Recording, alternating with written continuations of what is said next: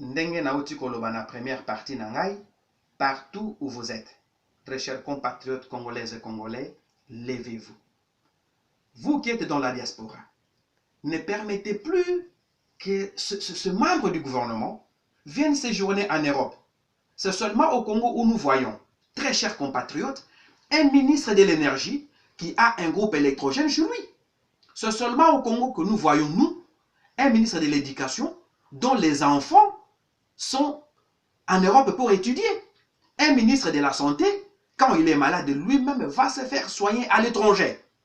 C'est seulement au Congo où nous voyons des directeurs des entreprises qui n'ont pas un budget réel pour leurs entreprises. Les membres du gouvernement qui ne savent même pas ce qu'ils doivent faire par rapport aux assignations qu'ils ont dans leur ministère. Toti que la bangoli sous tangote. Président Kabila a boyi na ye peuple congolais a bete la kaye maboko soko longwe bokonzi ndenge ba président ya ba pays mosusu bazali na monde ete tango alongwe président akei na ye peut-être ko assumer ba responsabilité mosusu na ba organismes internationaux. Et donc pour cette raison, je vous exhorte s'il vous plaît, plus jamais, nous ne pouvons plus accepter cette gestion calamiteuse dans notre pays. Nous devons trouver des solutions immédiates, alors immédiates, pour que ces gens puissent partir. Je vous invite alors de vous joindre à toutes les activités qui débuteront le 7 août. Associez-vous et n'arrêtez pas. Soyons vraiment unis comme un seul homme. On ne peut pas continuer à donner à quelqu'un qui n'a pas besoin de ce qu'on lui donne. Et d'ailleurs, s'ils ont été vraiment incompétents pour les peu qu'ils ont reçus, même si c'est peu, donc nous croyons qu'ils ne seront plus capables, même si on leur donnait plus. C'est seulement dans notre pays où nous voyons la Cour constitutionnelle prendre des décisions et une institution d'appui à la démocratie, comme la CENI, qui va aller à l'encontre des décisions de la Cour constitutionnelle. Cette même Cour constitutionnelle est la seule institution qui a fait qu'aujourd'hui, le président Kabila soit encore au pouvoir. Mais comment que cette même institution, qui a pris des décisions pour réhabiliter les gouverneurs des provinces, dans les provinces où il y a eu des problèmes, la Cour constitutionnelle a réhabilité tous ces gouverneurs.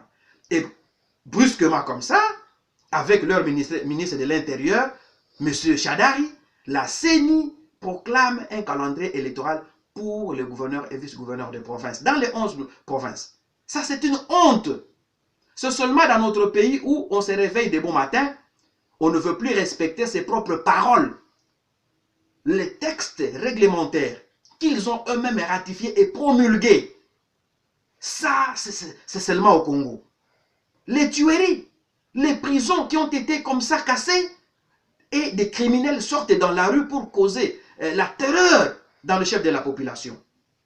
Mes chers compatriotes, à ceux-là qui me connaissent, vous n'allez pas vous étonner, parce que vous serez d'ailleurs très fiers de me voir briser mon silence. Je vous exhorte qu'à partir d'aujourd'hui, planifions et allons-y tous ensemble pour que le gouvernement de Kinshasa sache qu'ils sont réellement à la fin. Et cette fin ne devra pas attendre le 31 décembre. Il n'y aura pas élection. Et donc, comme il n'y aura pas élection, il n'y aura pas Kabila non plus. Parce que c'est ce que dit les textes, les conclusions des dialogues de Saint-Sylvestre. Comme il n'y aura pas élection, il va être aussi dehors. La chance qui lui a été donnée ne peut plus être considérée. Vous qui êtes dans l'opposition, soyez tous ensemble.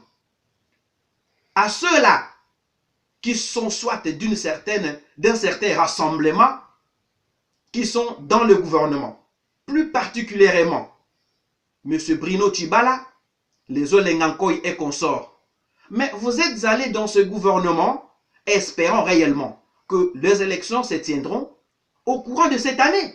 Et comme M. Kabila et la CENI viennent de vous décevoir, si réellement vous êtes allés pour cet objectif-là, je vous demande alors de démissionner en bloc.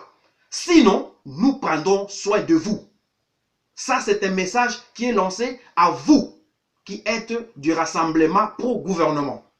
Si réellement vous êtes allés pour vous rassurer que vous allez mobiliser les fonds nécessaires pour organiser les élections et que maintenant, M. Kabila et la majorité présidentielle viennent de vous décevoir par leurs déclarations, cherchant même à faire une élection directe au niveau de l'Assemblée nationale du président de la République, la modification de notre constitution. Mes chers compatriotes, vous tous démissionnez en bloc. Sinon, nous prendrons soin de vous.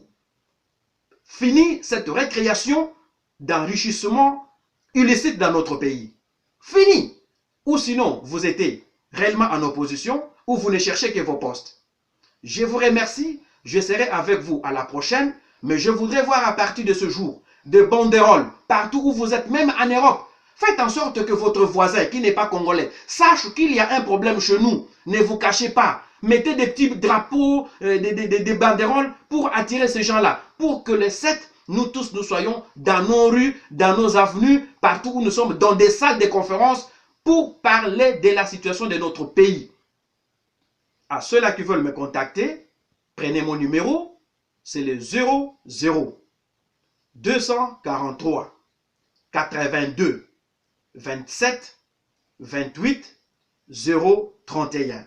Je répète, 00 243 82 27 28 031. Si vous n'avez pas le moyen de m'atteindre, écrivez-moi sur les réseaux sociaux. Je vous répondrai. Parce que nous devons être tous ensemble, unis comme une seule personne, avec une même voix. Plus question de distraction. S'il vous plaît, ne passez pas des messages inutiles. Parce que au Congo, nos frères et sœurs souffrent réellement. Les rues sont envahies, la nerf a pris les dessus, même les petits peuples ne peuvent plus respirer. Alors, fini cette récréation. Prenons en charge la situation de notre pays, pour le bien-être et le futur meilleur de nos enfants. Je vous remercie.